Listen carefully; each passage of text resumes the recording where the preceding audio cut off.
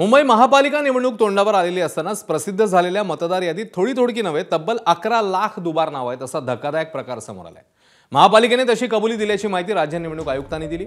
निवडणूक आयोगाने थेट दुबार नावांबाबत मुंबई महापालिकेकडे बोट दाखवत हात वर केले आहेत। तर ठाकरेंची शिवसेना आणि मनसेकडूनही तसे आरोप करण्यात आले आहेत। अनेक ठिकाणी याद्यांमध्ये फक्त पत्ते असून नावं मात्र गायब आहेत। दुबार नावं दाखवण्यासाठी वापरलेल्या चिन्हाऐवजी दुसऱ्या चिन्हाचा वापर केल्यानं गोंधळ आहे। हरकती आणि सूचना नोंदवण्यासाठी 27 नोव्हेंबर ही अंतिम मुदत आहे। मात्र 2च दिवसात या यादीवर तक्रारींचा पाऊस पडलाय। महापालिका मतदार याद्यांचे प्रभागनिहाय विभाजन महापालिका स्तरावर करण्यात आल्याचं आधीच राज्य निवडणूक आयोगाकडून स्पष्ट करण्यात आलंय। त्यामुळे दुबार मतदार वगळण्याचं आणि मतदार याद्यांमधील घोळ दूर करण्याचं आव्हान महापालिकेपुढे।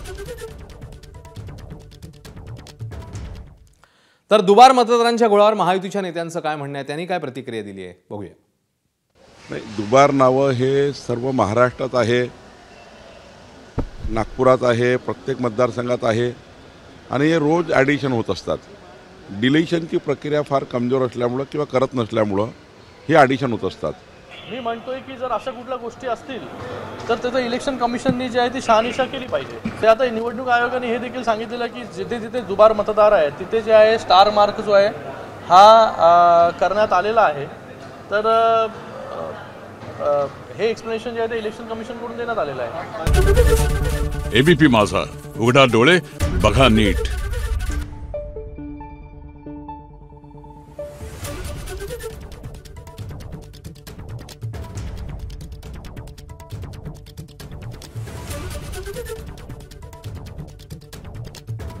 Thank you.